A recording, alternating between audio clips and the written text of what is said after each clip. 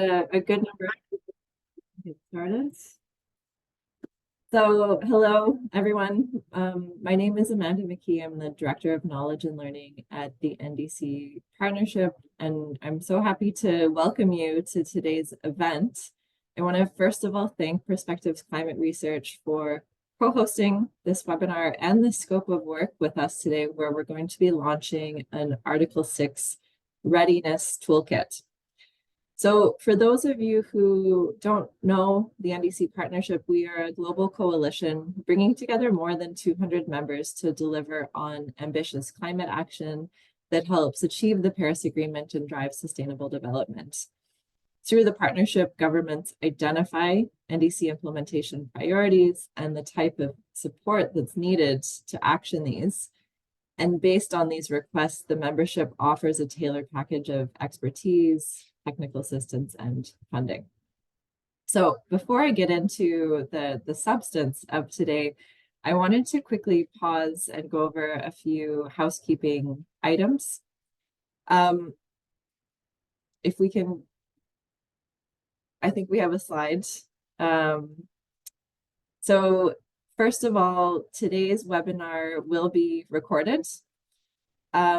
We ask that everyone keeps themselves muted if not speaking, and you can use the chat to raise any questions that you have during the call.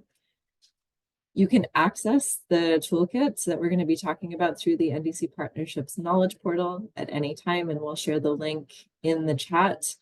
And also, I would encourage you to also share your name and affiliation in the chat so we have a good sense of who's in the audience today. So for today's agenda, after I'm done speaking, I'm going to turn it over to Perspective colleagues who will start with an introduction to the Article 6 Readiness Framework that we've developed together, as well as a short Q&A on general Article 6 concepts before turning to the toolkit presentation and demonstrating that for you today. So, as you know, Article 6 is the carbon market mechanism of the Paris Agreement. So Article 6 really enables countries posting mitigation actions to voluntarily trade carbon credits earned from the reduction of GHG emissions to other countries seeking to meet their NDC commitments.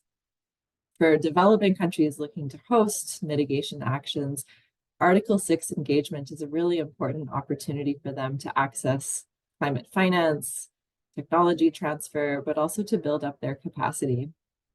And so it's no surprise that through the NDC partnership, we're seeing a growing interest in Article 6 from our member countries.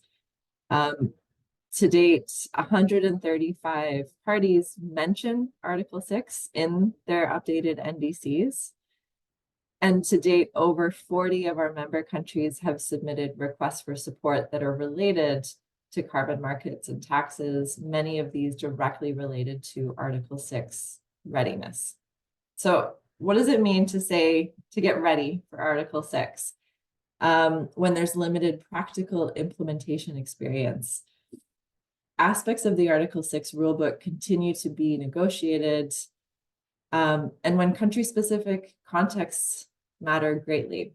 How do we approach all of this? This is the question that the support unit, together with Perspectives Climate Research, have been diving into around Article 6 readiness. And we've engaged a number of experts who are on the call listening today. We've organized regional exchanges and other events to further our aim of giving countries and partners a toolkit to help them understand the opportunities available to them and how to build their readiness within their unique national context.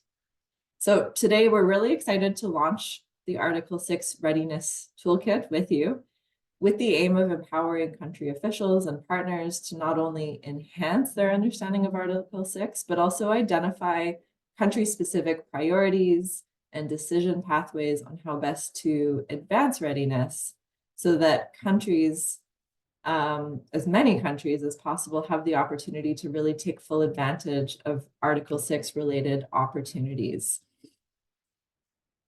The partnership is always available as a source for countries to raise requests. And our hope is that this will be an opportunity, this will be a tool to help countries identify where they can potentially request support and where partnership members can really help them to take forward this work on Article 6.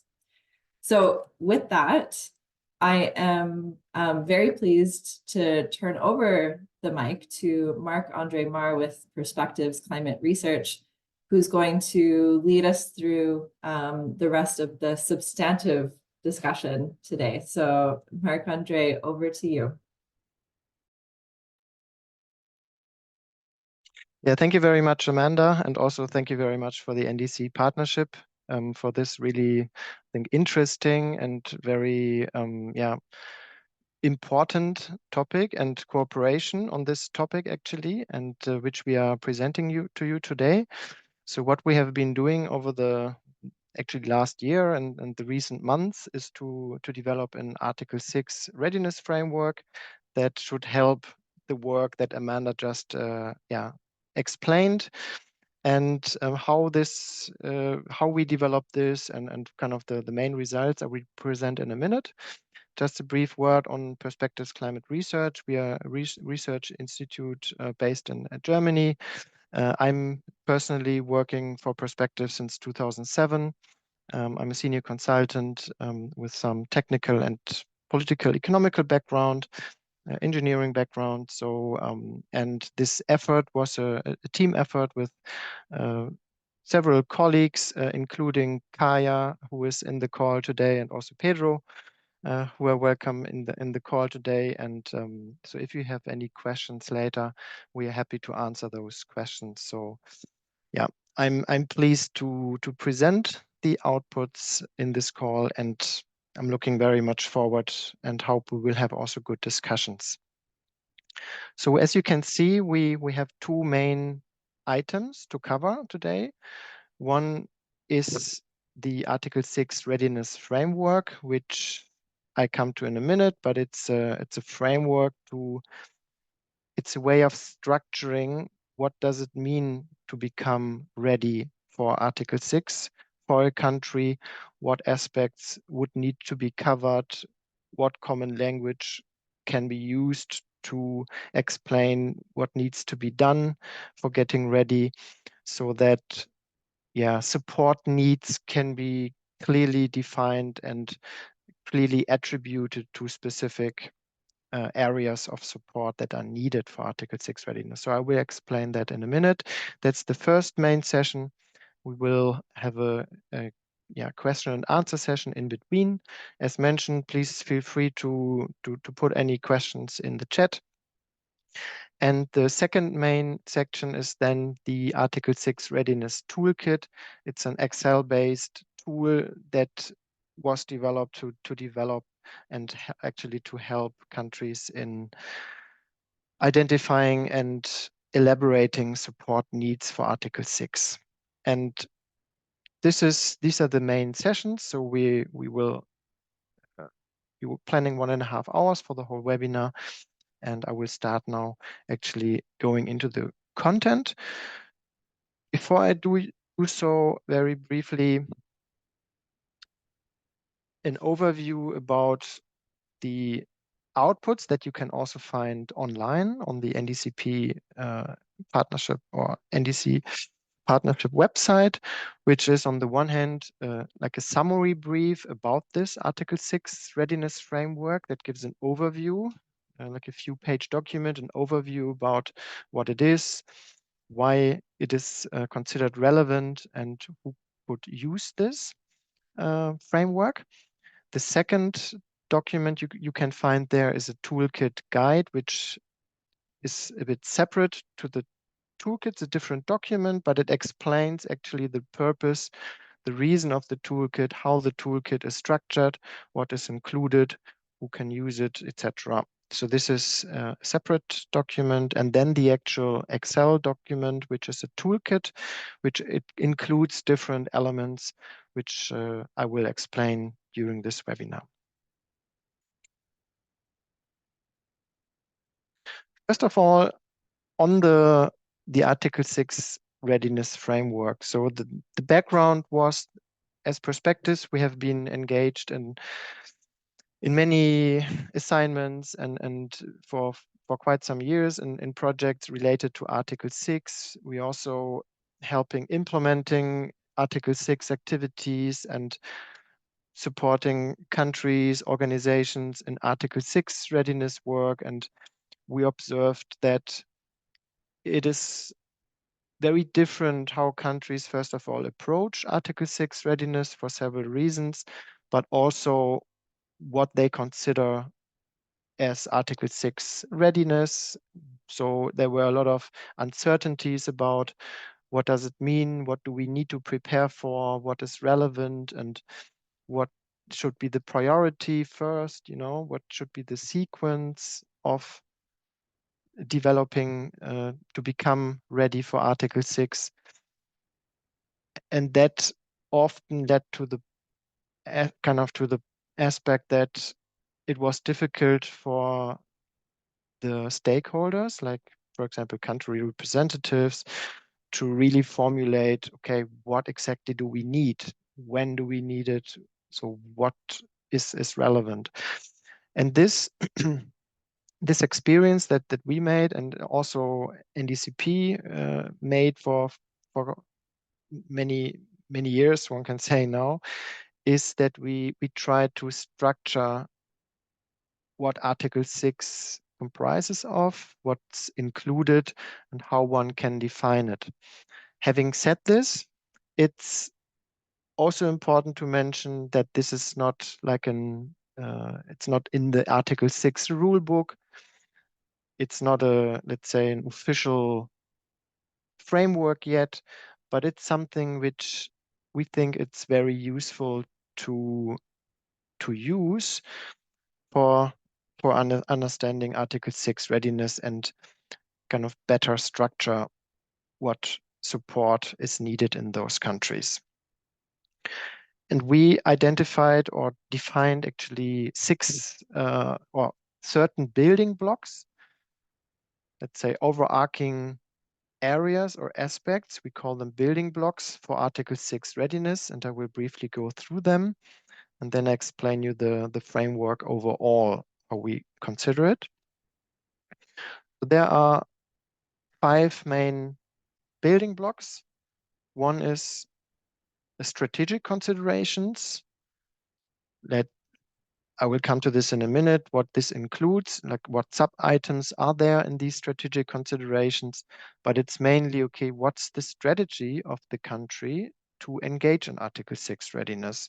So to what extent, for example, does it need to be aligned to the national determined contribution?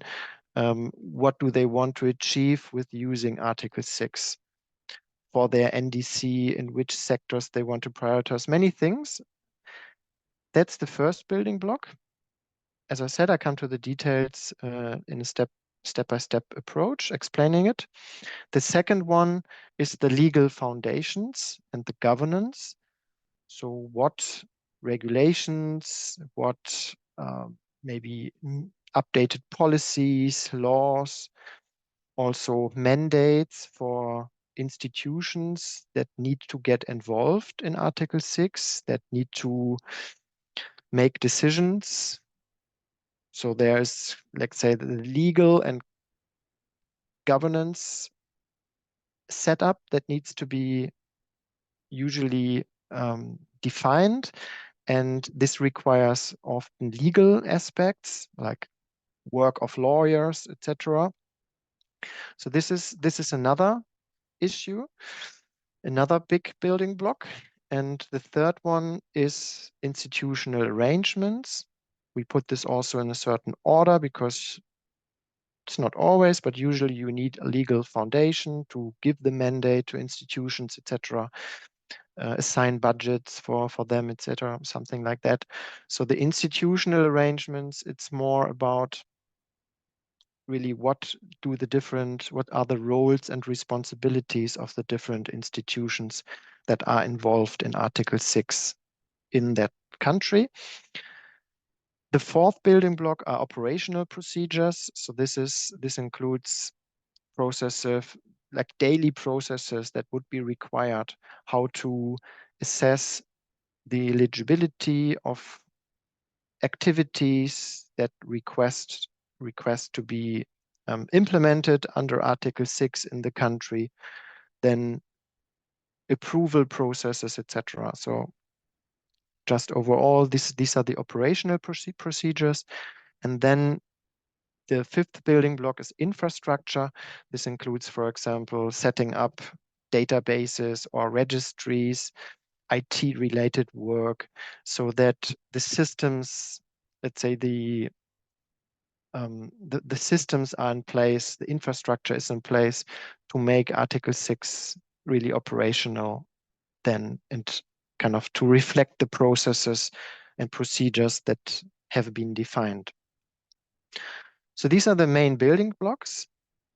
The building blocks, what we did, we identified for each of these building blocks sub-elements that would fall under these building blocks. And just as some examples for the strategic considerations, this could be, first of all, initial capacity building, maybe of some countries that don't know yet exactly how they can make use of Article 6 and what it entails in detail, etc. So this is one step. Then also gap analysis on Article 6 readiness. So they would need to, the countries need to understand, okay, what do we already have?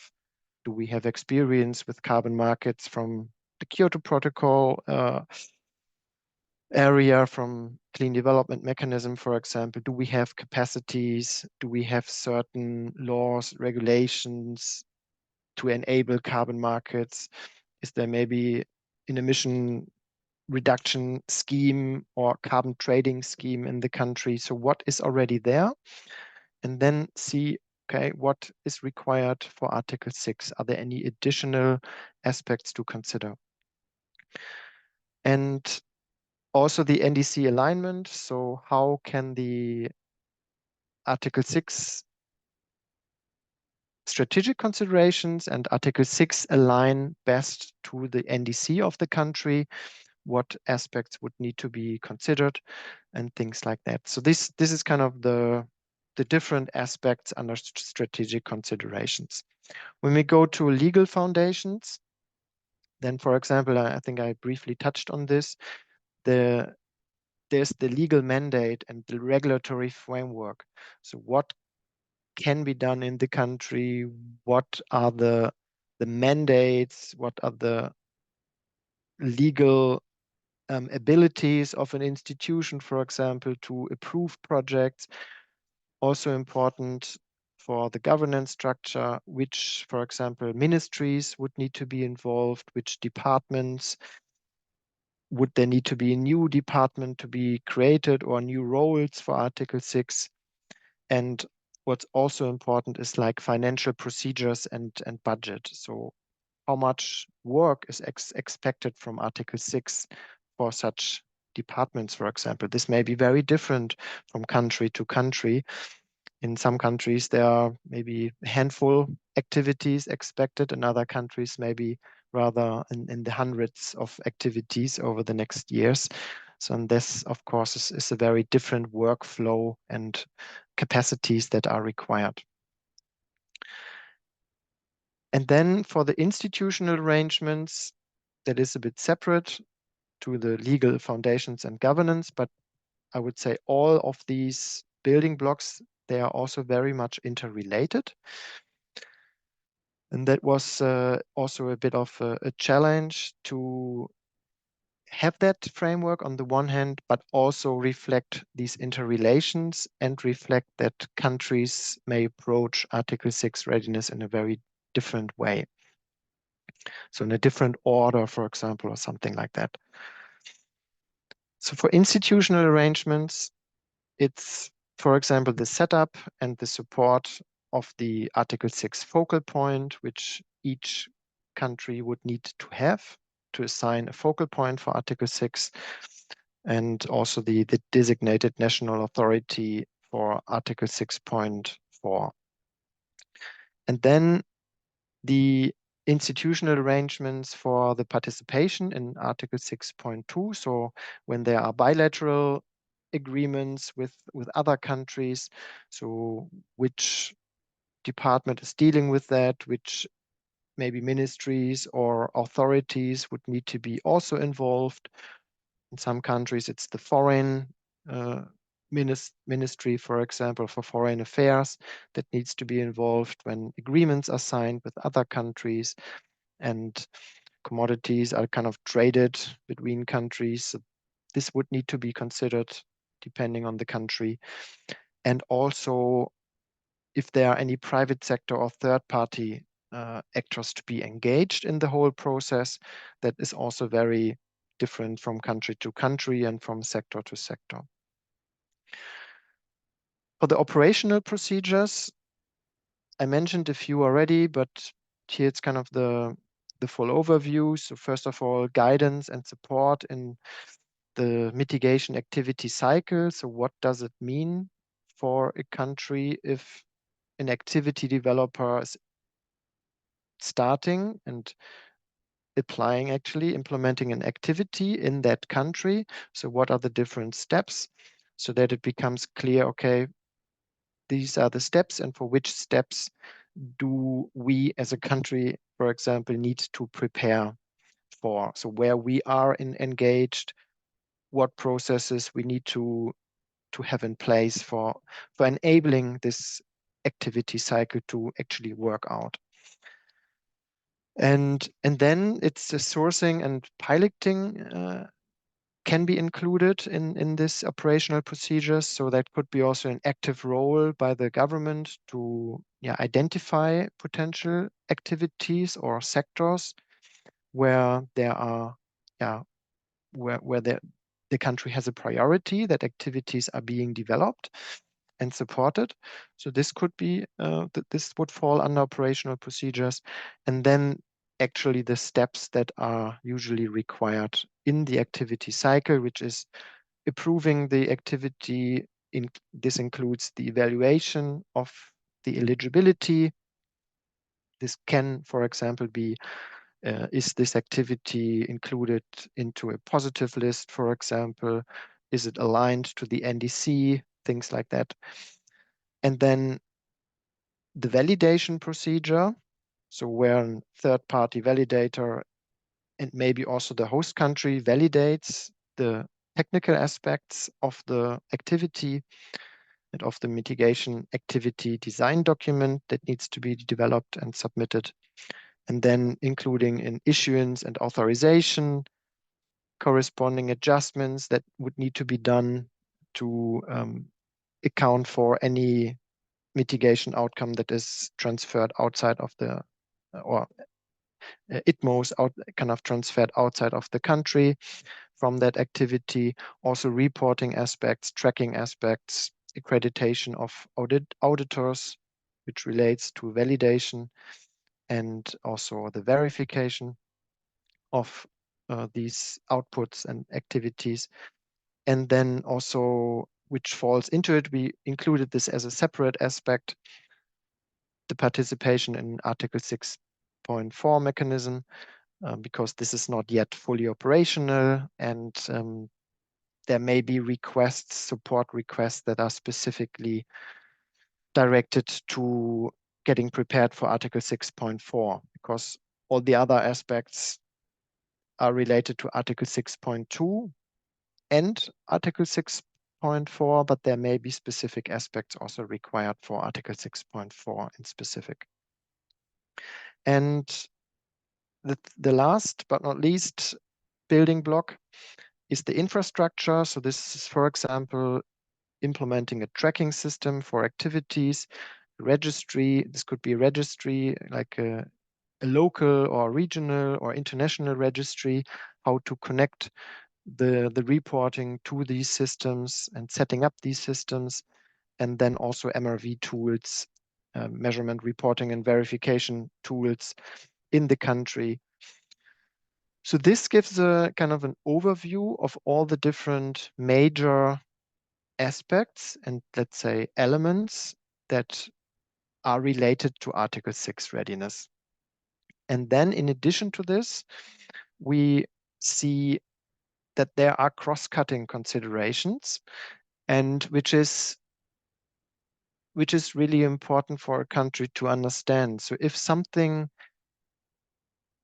aspects are, let's say,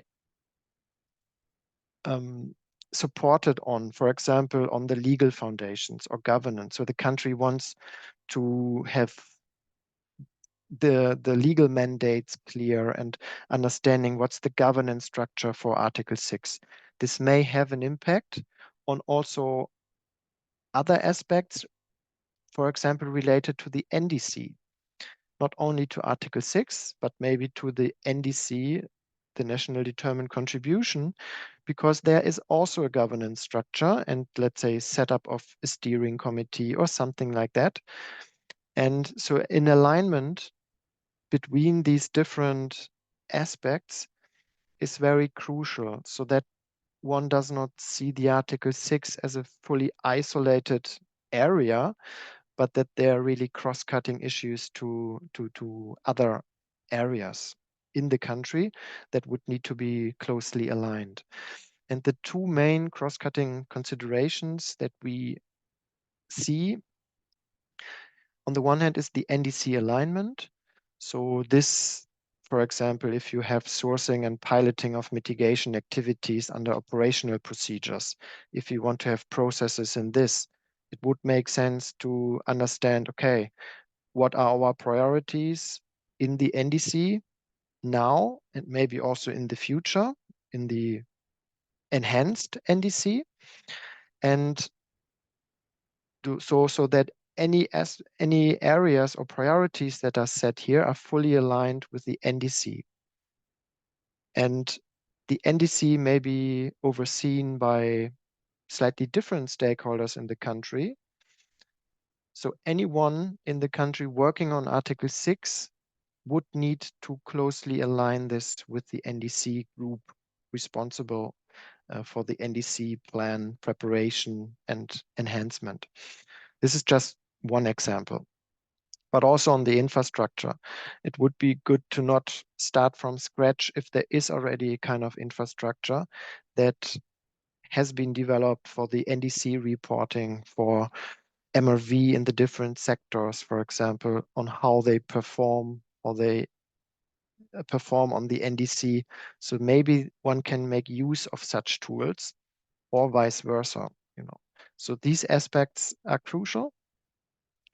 And the second cross-cutting consideration is MRV procedures, because there, as you may know, there's this enhanced transparency framework under the Paris Agreement with reporting requirements, but also, let's say, the NDC needs to report, and also for greenhouse gas inventories, there's a reporting required. So whenever anything on MRV, on setting up MRV procedures for Article 6 is concerned, it should be considered, okay, what already exists, what is planned in terms of MRV in other areas that are related to Article 6, and how would any changes or new tools or infrastructure that is required for Article 6 could either be used or could actually impact or may have implications for other processes in the country. So, and this is actually stretched across all the different building blocks that this would need to be considered. And how this is done, because it may sound quite complex now, and to be honest, it is also complex, but how this can be reflected and checked for a country, this is actually what we provided in that toolkit. Then one last thing, and then I would open it up for questions on the framework, is that besides those cross-cutting considerations that are always related to NDC alignment, always related to MRV procedures, that there also exist actually interlinkages between the building blocks.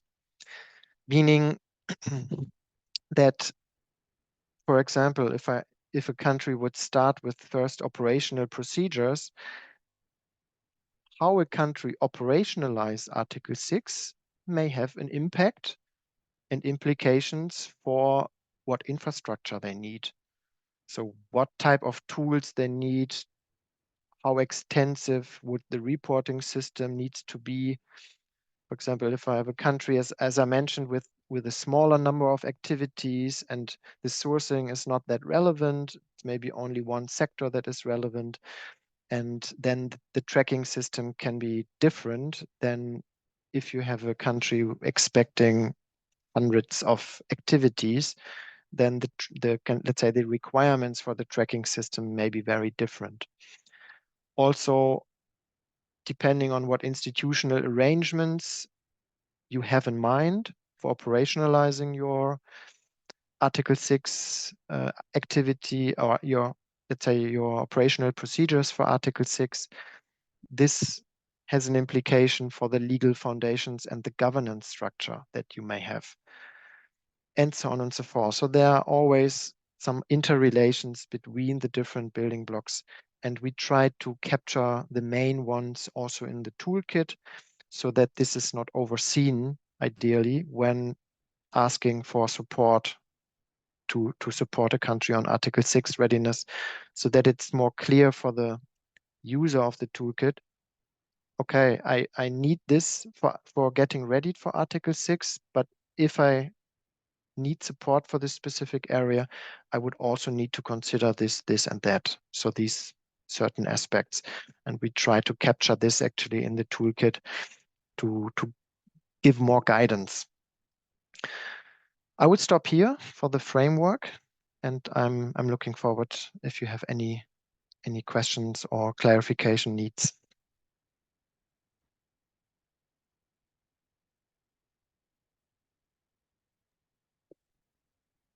Thank you very much, Mark. And we already have a first question in the chat about the relationship between the corresponding adjustments and the calculation methods in Article 6 activity methodologies and country inventory calculation methods. And well, if you allow, I would answer directly to this question. And so what we try to do in this toolkit is we try to kind of raise awareness to these interlinkages and cross-cutting considerations. So we would now need to go into the tool and check, but I think we should have included this, that when someone looks for corresponding adjustment, this person would also be directed to here is there is an emissions balance that needs to be developed based on the NDC, based on the inventory, and these are the aspects that you need to consider. So there's no substantive guidance on these questions because we think that this depends on the country circumstance, like the NDC target, like the inventory. But the tool directs to these points, and we hope that thereby it gives flexibility for many countries to use the tool and for the tool to be relevant in different contexts, but at the same time allows for this openness and it does not give then clear guidance, because again this would be then country specific. So I hope that I was able to answer that first question. I'll pause briefly and go through the remainder of question in the chat.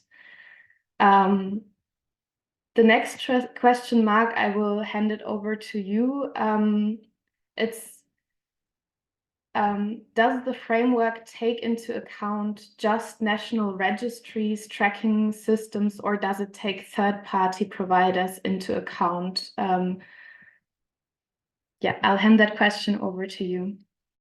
Yeah, it's a little bit similar to the first question on a very different topic, but I would say to add to what Kaya said, this framework that was developed and also the toolkit does not replace actually any technical support on specific technical questions or technical details. For example, how exactly corresponding adjustments would need to follow specific methodologies, and also whether which tracking systems or registries are being considered, but it's a bit more a general tool. So answering that's kind of a general remark, but answering your question. So this is the toolkit is completely open. It does not provide any recommendation on any specific road or providers or national registries. So the toolkit is and the framework supposed to be very open, because it needs to be open. Any country may have a very different approach depending on the needs and circumstances. And also because Article 6 is still very new, considering if you look at the activities, so it needs to have sufficient flexibility in terms of what is going to happen over the next months and years. So it's not really clear whether the tendency is on national registries, on regional registries, etc. So long talking, but short answer is there is no limitation. Yes, thank you, Mark. And I'm very happy to see many questions coming in the chat. Thank you all for raising them. A next question was if this is supposed to be a tool that can be used by countries voluntarily, or if this will be mandatory. So Mark, yeah, please take that question.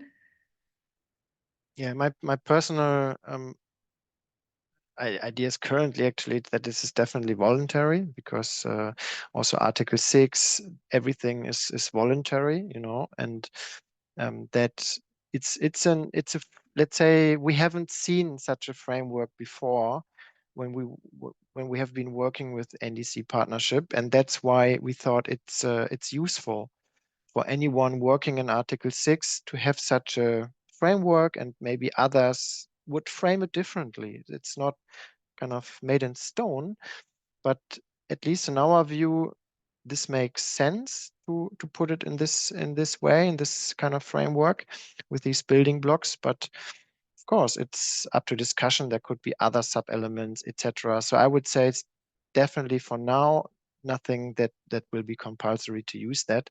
It's more seen as an orientation and a guidance for countries, let's say, seeing through the Article 6 jungle right now.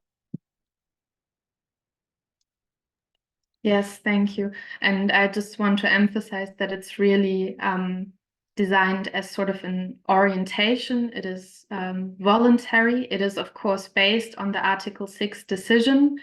But as Amanda mentioned in the beginning, there are also some elements that still need to be decided in the negotiations, both for the 6.4 mechanism and the cooperative approaches and the 6.2 framework. So yeah, this is supposed to give an orientation, but of course it's one way to make sense of it, to give an orientation, but not now the yeah, kind of the only way or the mandatory way.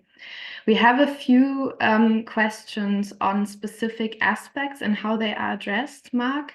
One on the fee structure, actually, and on additionality. So I think they're both very specific on kind of guidance. How should it be established? So I'm going to read out the first ones, and Mark, maybe you can comment on both of those at the same time. So what is your suggestions for the fee structure for government share of transaction, and how could this be established?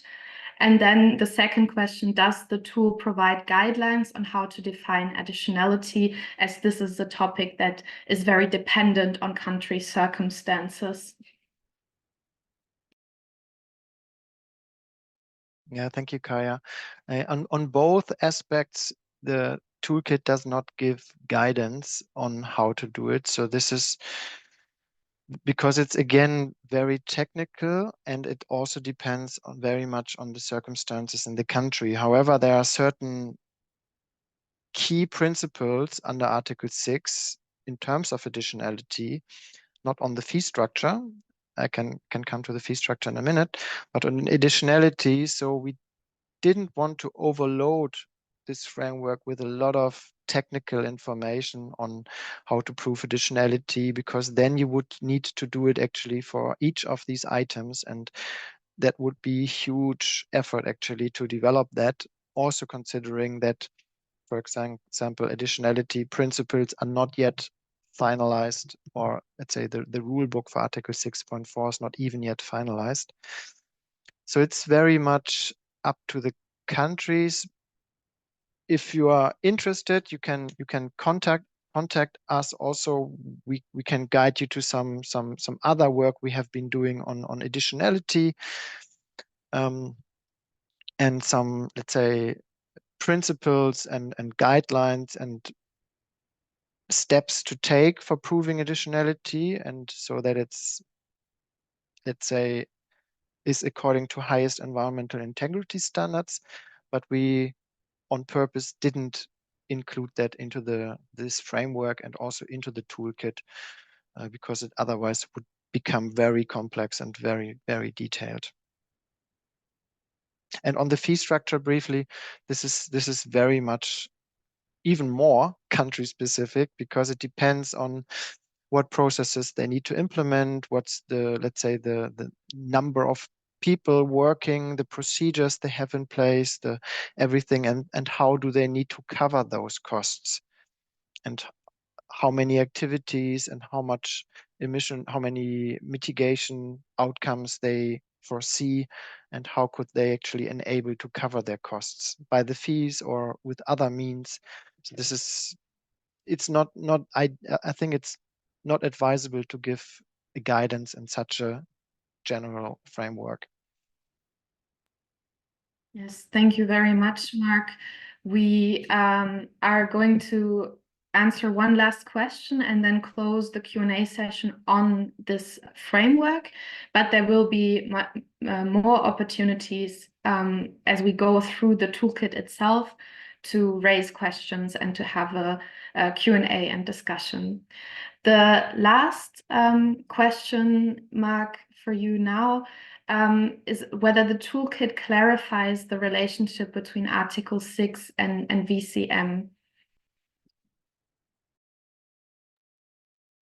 Yes, it does to some extent. So there is, I come to this when I explain the toolkit in a minute. So there's some background information included in the toolkit that describes the, let's say, the fundamental principles of Article 6, the difference between Article 6.2 and Article 6.4. What are the kind of the reason for having these two different ones? What are the requirements, etc.? So that is included. And we also touch on the aspects of additionality and things like that. So that's explained. But yeah, so short answer, yes, it is included to a certain extent.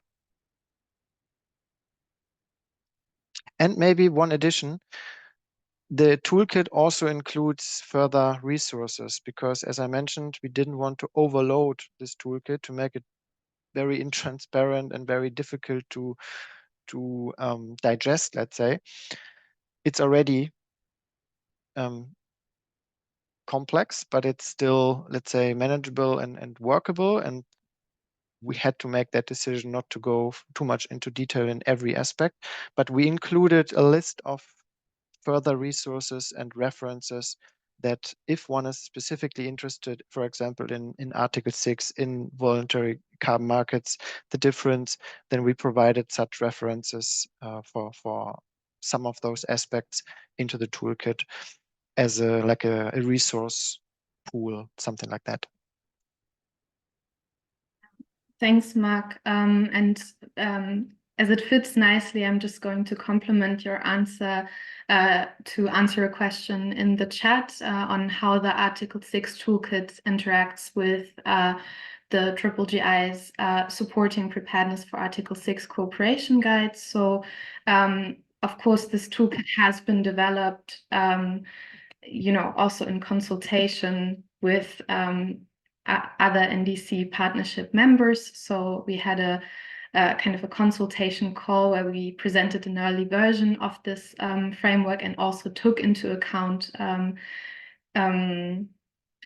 comments and feedback we received throughout the process. And we also mention these more, let's say, step-by-step guides as part of the resources, as the toolkit itself is complementary, I think, to those resources, as it really tries to give a comprehensive overview and try and support users navigate this landscape of what is it that we need to do to get Article 6 ready, rather than providing a step-by-step guide for each of these activities.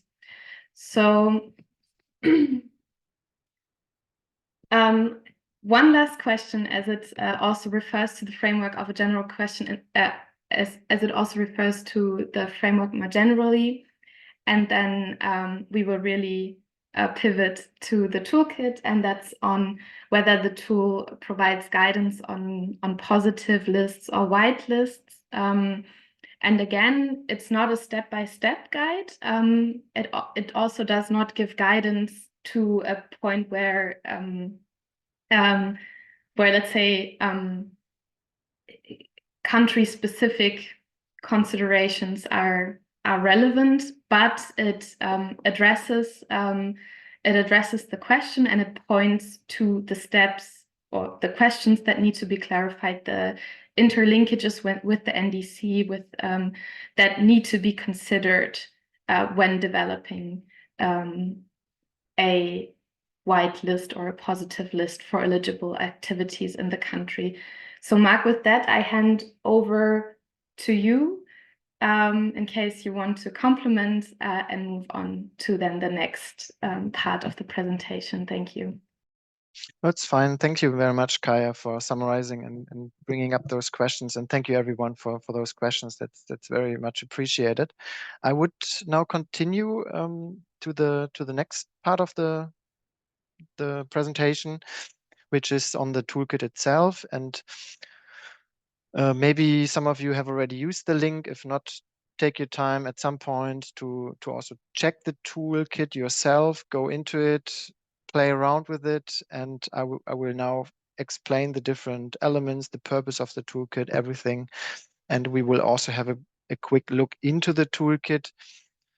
The toolkit is not ideal for being presented in a webinar, I would say, because sometimes the, let's say, the writing is quite low, and so it's very difficult to read through it. So that's why it's best to go through it for yourself. But what I really want to ensure that the structure, the purpose, the different steps, the worksheets, that this is clear for you. And because I think this will help you to actually also work through the toolkit. Having said that, a brief suggestion before you actually look into the toolkit yourself after the webinar, whenever you have time, I would advise you to read through this toolkit guide, which gives you an overview of the purpose and also the steps again, and gives you a good idea of what the toolkit includes and what is the stepwise approach actually to go through it, which is probably very much helpful for you in applying it. So we have this Article 6 Readiness Toolkit developed, and the main purpose of the toolkit is actually to help and guide Article 6 implementers, whether it's these the countries itself, like ministries, departments, whoever, is working on getting ready for Article 6 in the country, but also support organizations that provide support, whether it's providing funding, but providing technical assistance for countries in getting ready for Article 6.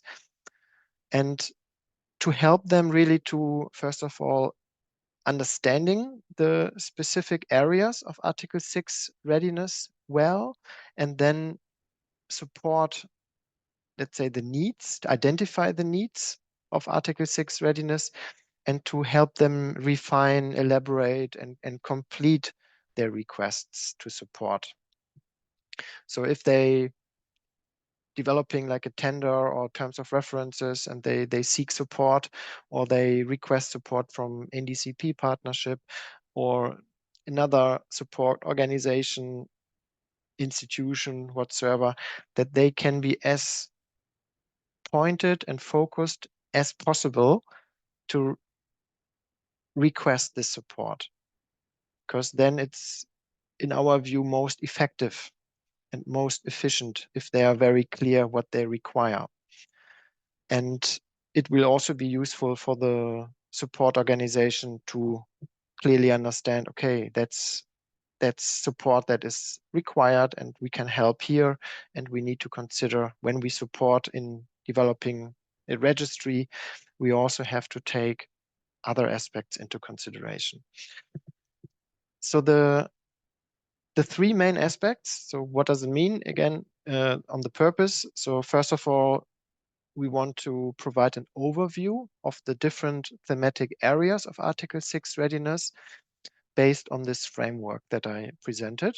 So in terms of building blocks and sub-elements, because this was, when we worked on this was not existing. It was not really clear what is strategic considerations, for example, what is included in legal. Sometimes there are terminologies like Article 6 readiness framework, Article 6 regular framework, and it's not really clear. It's different in one country to the other country, and which is fully fine, but kind of to help getting a common understanding about what in Article 6 readiness, or what is actually required for Article 6 readiness in general. So what are the typical aspects? This is one aspect. And then the toolkit really to help assessing the level of Article 6 readiness in a country. So kind of to check through, what do we already have? Where are we kind of on track? Where are we already prepared? Maybe what are areas where we need more attention and where we need more maybe requests to support. And so first of all, assessing the status of Article 6 readiness, but then also identifying and help structuring support needs in a way, okay, what is specifically required now in our circumstance in the country. And the third main aspect, which we've, as I mentioned before, under the framework, we think it's really crucial that to understand the interrelations between Article 6 and the NDC, but also between Article 6 and other MRV-related aspects, because they are so much interrelated. And Article 6 under the Paris Agreement should be a main mechanism to support the country in achieving their targets. And also it needs to be very much in line and aligned to the reporting requirements of a country. So this is something we really want to stress with this framework, but also with the toolkit. This is always considered.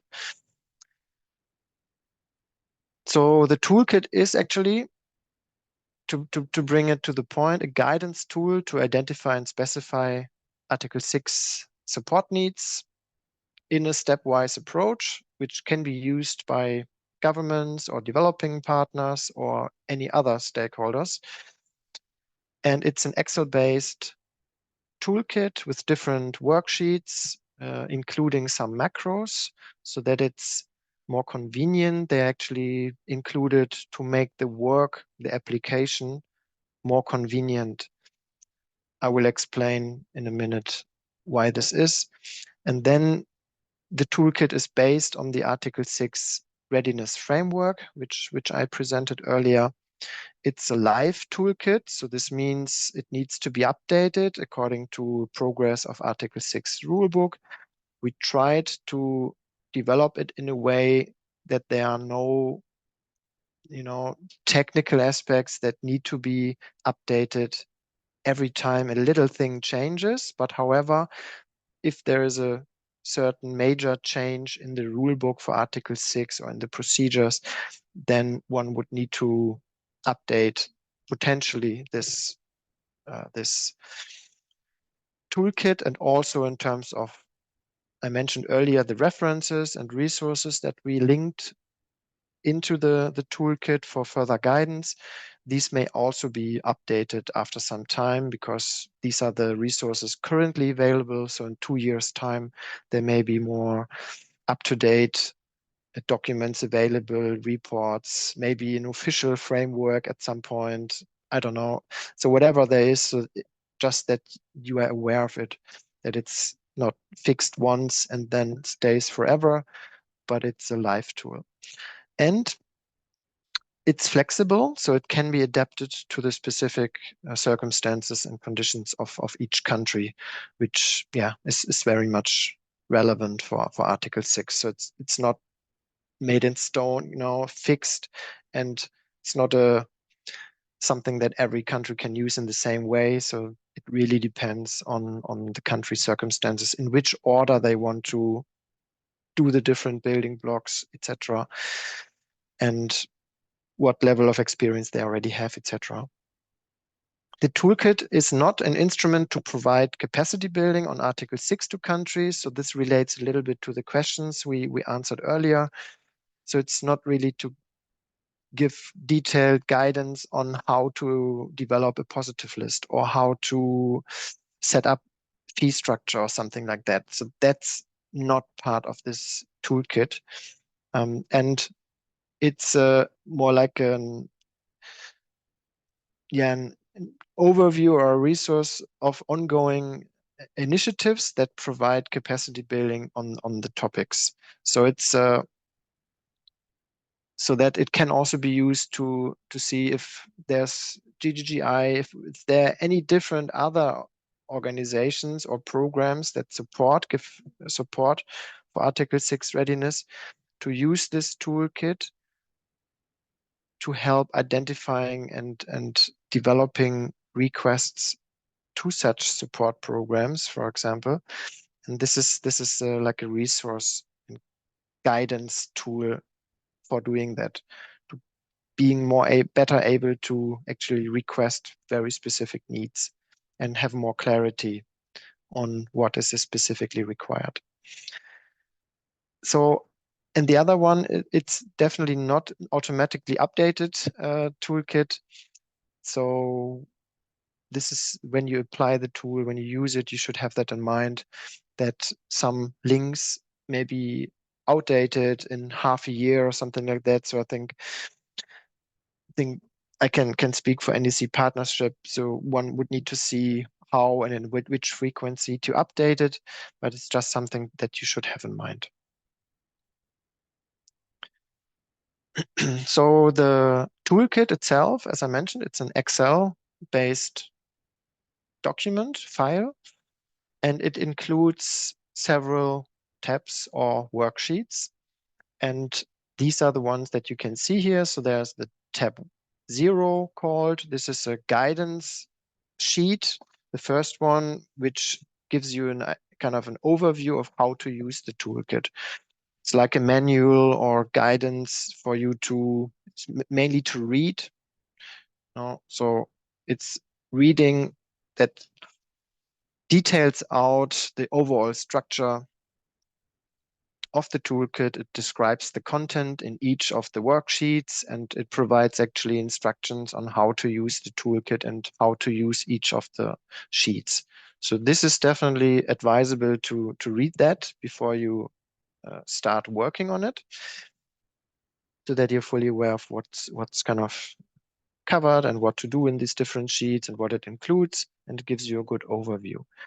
The second tab, it's also read only, and it provides the introduction and background of the toolkit, but also a general introduction to Article 6 readiness in general. Also difference between Article 6.2, Article 6.4, and it also gives some more information about the purpose of the toolkit, the limitations of the toolkit, and it provides also information on the Article 6 readiness framework. Also there, the purpose and the reasons for that. The tab 2 and the color coding is also according to what you will find in the toolkit itself. So it's also read only, and this gives the full overview of the readiness framework. And I presented to you only the overall, let's say the general overview of the framework with the building blocks and the sub-elements. But in here, in this tab, there's much more detail about the sub-elements. For example, what are typical, let's say, aspects that are needed to define operational procedures for corresponding adjustments, for example. What are typical steps for doing this? For implementing a registry, what are typical support aspects provided? You know, defining, assessing the needs of a registry, assessing whether national or regional or an international registry should be developed. Then, so it provides some more details on each of these different sub-elements and typical support requests that a country usually has on those aspects.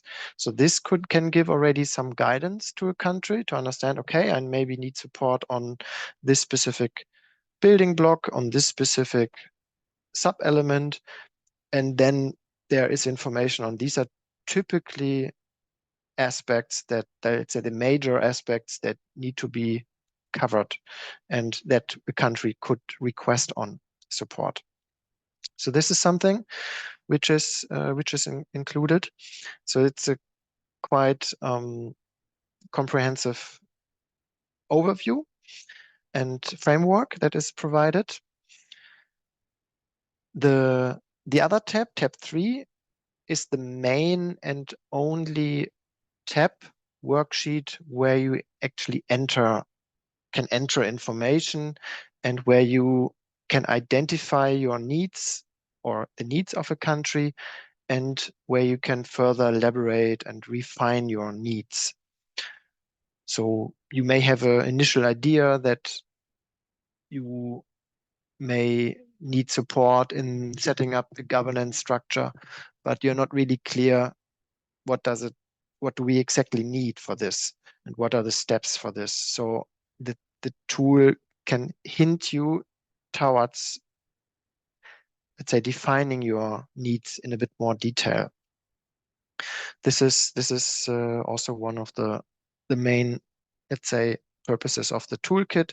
And in this worksheet, you can actually do that in a step-by-step approach by using the framework on the one hand, but here in this workshop, there are macros included to help you kind of step-by-step through that. And I can show you this in a minute, how this looks like.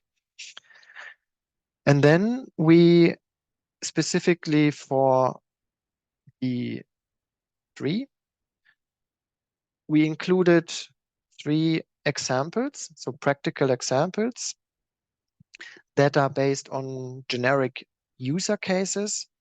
And these help to give you some examples and guide you through how to use actually tab 3. And tab 3 is structured in different steps. I explain those in a minute. And the examples will always focus on certain steps in these processes. So these are very useful to understand kind of, okay, this is the first step I need to do, and this is an example from a, let's say, a virtual country, and this is how it could look like if I want to use the tool. So it's a stepwise guidance with a practical example. These are the tabs, and now I would like to, because tab 0, 1, 2, and 4 are read-only, there's sufficient information to get a good overview, and it's also worth just looking at, for example, tab 2 to get more information about the readiness framework. And that's a, let's say, resource in itself. And under introduction and background, we provide information on Article 6, background information. And also there we included the list of resources and further reading on different topics related to Article 6 readiness. So that's also, like, let's say, a resource in itself. But if you are really about to identify Article 6 readiness needs for your country or for another country, if you're, for example, a support organization, then you are likely to work with this tab 3. And I will briefly go through the different steps in tab 3.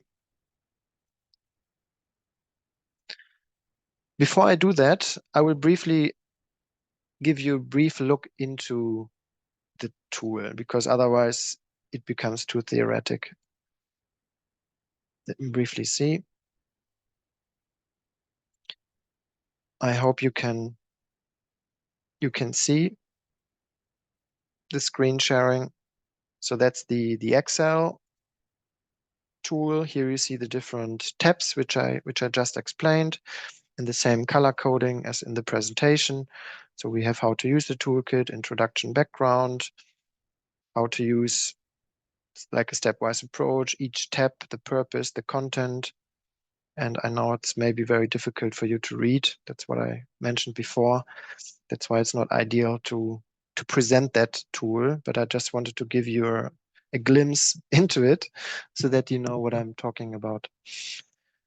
So these are the different tabs. Introduction, there's a lot information about, yeah, what's the status of negotiations, differences of Article 6.4. We have, and then at the end, we have the resources. Then we have the Article 6 readiness framework with a lot of information on what are, for example, interrelations between the different building blocks and sub-elements and other building blocks, and also cross-cutting issues. So what are related aspects? If you work on, for example, tracking procedures for tracking mitigation outcomes, what would you need to consider related to the NDC? What would you need to consider related to MRV and things like that? So it's, as you can see, quite comprehensive. And that's why I don't want to go into detail, because 1.5 hours of a webinar is not sufficient to go into these details, but you can do that on your own when you read through it.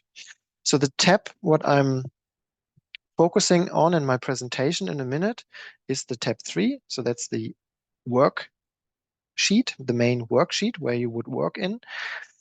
And there are different steps included. So there's step 0, step 1. It's structured here with different columns, and you have the opportunity to also tick boxes and write something into the different cells.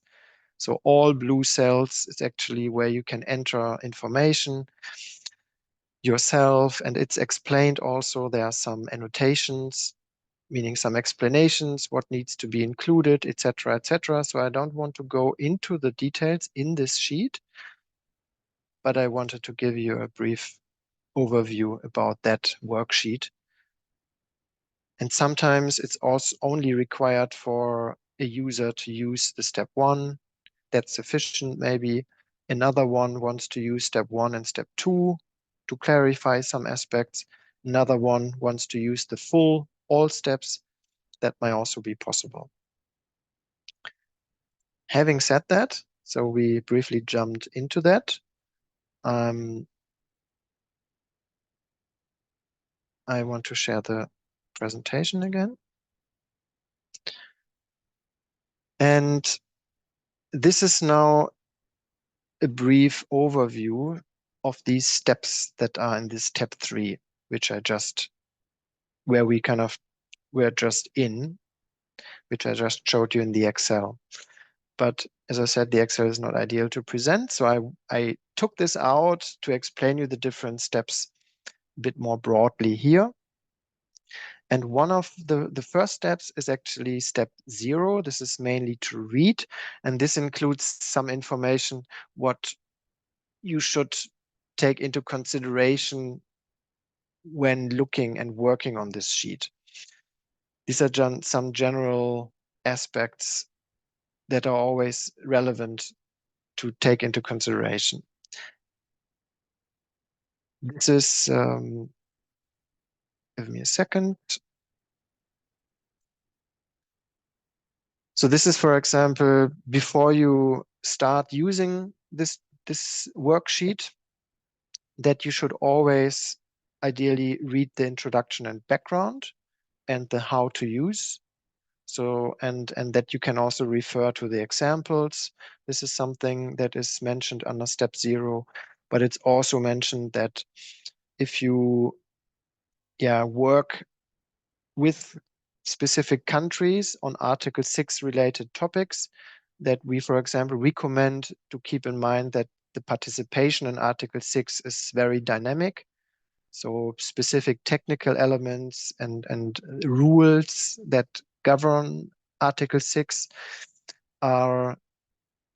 may change and maybe redefined or something like that. So that would need to be kind of taken into consideration as well, specifically when evaluating, for example, strategic considerations for a country, something like that. So there are some general, let's say, recommendations which we included under step 0, which should always be looked at before working directly with a country on Article 6 readiness and specifically with this worksheet. Step 1 is then based on these building blocks of the readiness framework. And there is a brief description of each building block, is to identify for a country, ideally, okay, what is the building block or area of Article 6 readiness that one needs to focus at right now, for example, for requesting support. Is it rather on infrastructure? Is it on strategic considerations? And this toolkit helps in a first step to, for example, in a discussion with a country or within, let's say, the Article 6 experts of a country to say, okay, where do we have the needs based on this framework? And one can introduce, let's say, initial ideas of Article 6 needs based on that discussion and say, okay, yeah, we really need first a strategy. Well, how do we want to engage? Another country may have set already the strategy. So this country is rather, okay, we need now really operational procedures because we have the governance structure, we have the regulatory foundation, we know strategically how to do it, but maybe we need further support in our approval process or in developing a positive list or something. So very specific. So this can be entered here, and based on that, one can then, with the help of the tool, identify which is the building block or maybe the 2 building blocks or whatever. So what's the main building blocks where our support is mainly needed right now? And then this can be ticked, and the building block is then within this worksheet actually activated and reveals more information only on this building block or those building blocks. And this was done because, or this was done to help the user of the toolkit not to get too much information which may not be relevant at this stage. So if someone is not interested in infrastructure right now, then the detailed information of all sub-elements of infrastructure is not revealed at that stage. So it's kind of automatically below. So in step 2, if one in step 1 ticks, for example, building block 2 as the main one, which is relevant. So in this case, it's legal foundation and governance structure. And the country wants to focus on this one for whatever reason, then the worksheet below provides further information only on this building block to read through. Okay, what are the sub-elements? What does the sub-element actually means or includes? So there's more descriptive information about each of the sub-elements. And then I think I mentioned that before, there's one column that then for each sub-element, it includes typical outputs, or typical outputs means what are typical support items that one could expect when we request a support need. That means, practical terms, if a country says, okay, we need support in legal foundation governance structure, so we need to set up a governance structure with a steering committee and understanding who oversees the Article 6 from, let's say, the ministry point of view, from the governance point of view, then, okay, what does it mean, first of all, in the description? And what could be specific outputs? If we request support, what would we get? And this could be, for example, either an assessment of existing governance structure, then available capacities, an assessment of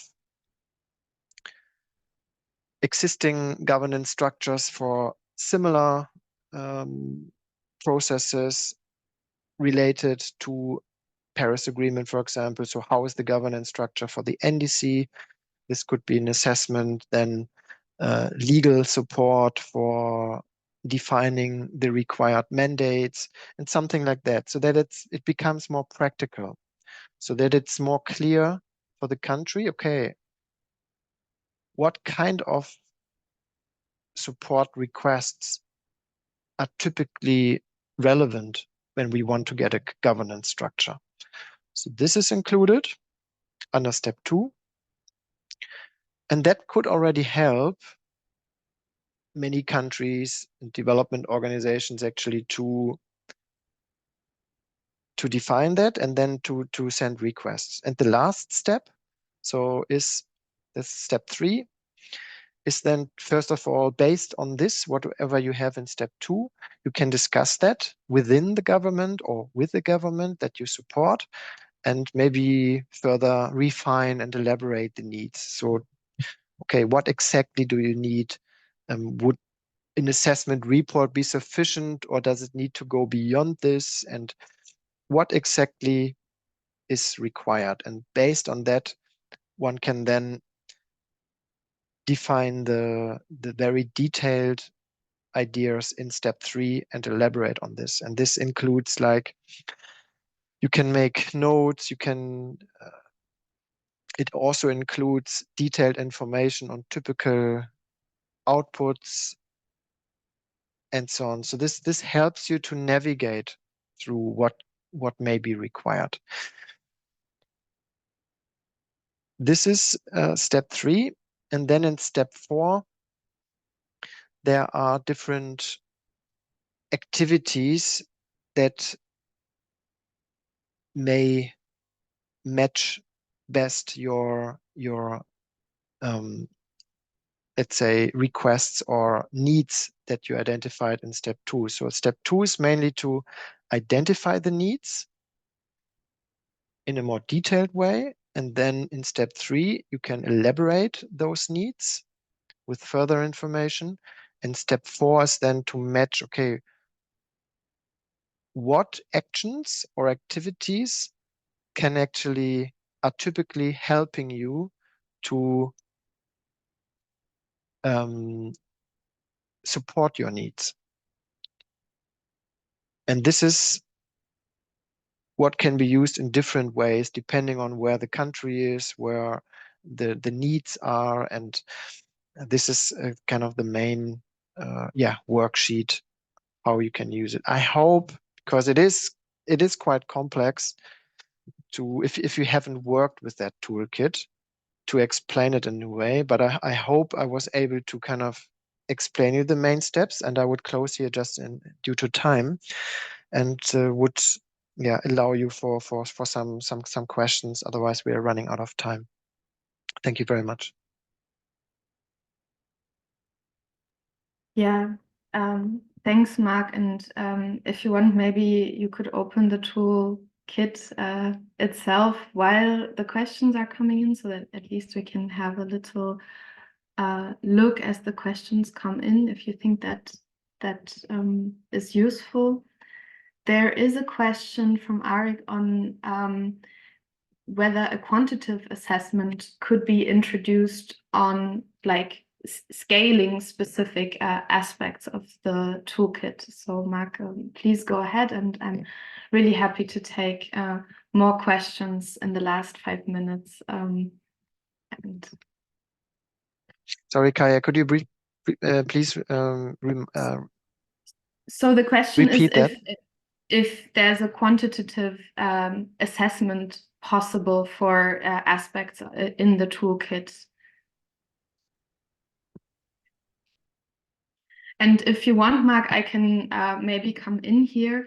The short answer is no, there is no quantitative assessment here.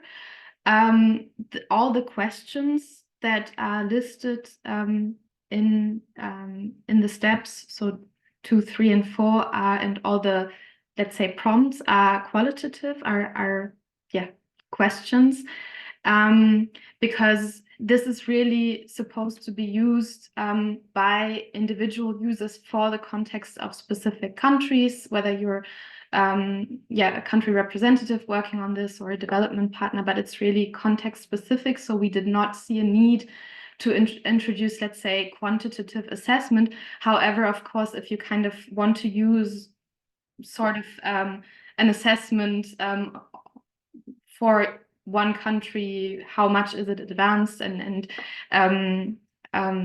kind of evaluate different aspects quantitatively, I think this could be done in the comment section. But as this is not, as this is really a tool to give guidance, and for example, there's no comparison or so that can be done with the tool. That's why we did not see a need for a quantitative assessment.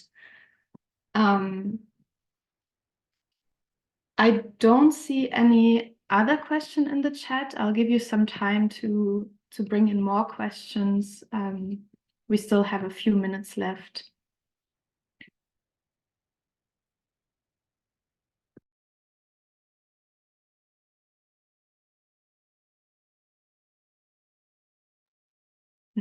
Mark, if you want, maybe you can show the steps in the tool while more questions are coming, and then if there is a question, I'll come in directly, and if not, then Molly can go ahead, and maybe you can also highlight the different use cases that we have considered for the toolkit.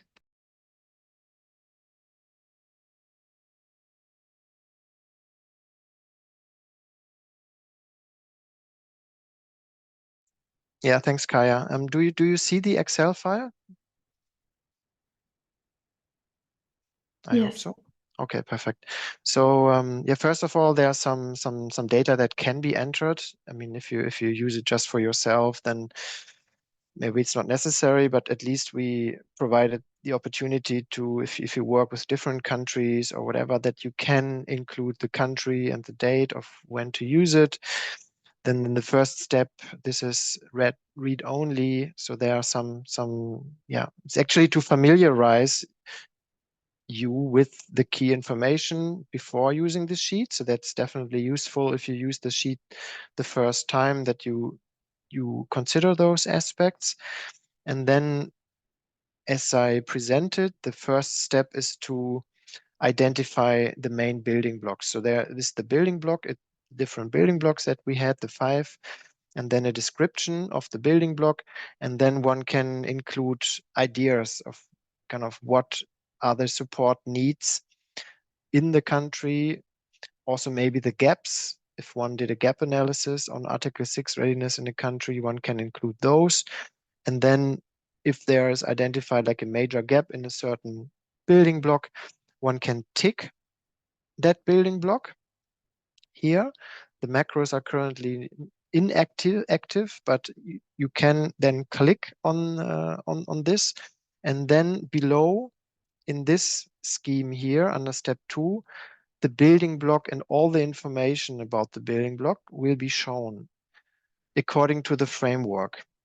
So if I click here on the framework, then there's a lot of information in terms of the building block itself, the sub-element, a description of each sub-element, and then the typical outputs.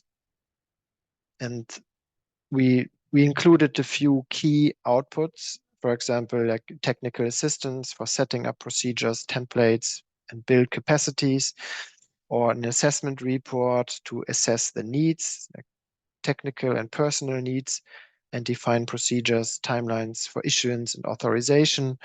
This could be typical outputs that if you request support, that would come out of this support. And by just by reading this can help you to, yeah, to better understand and refine your support needs.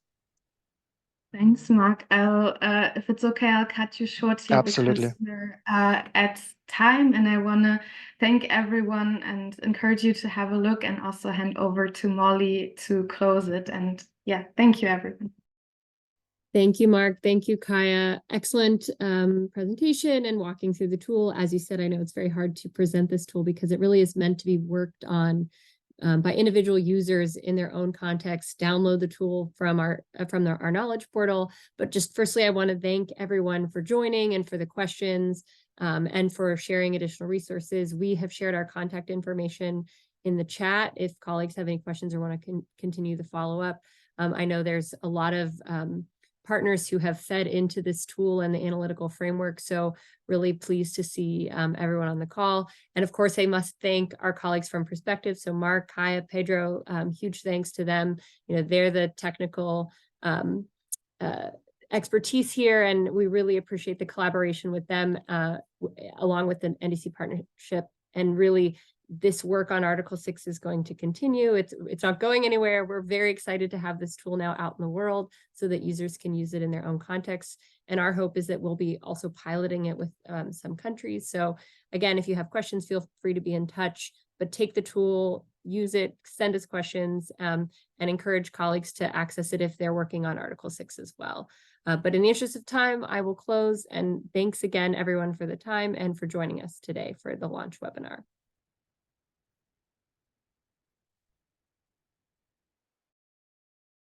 Thank you very much.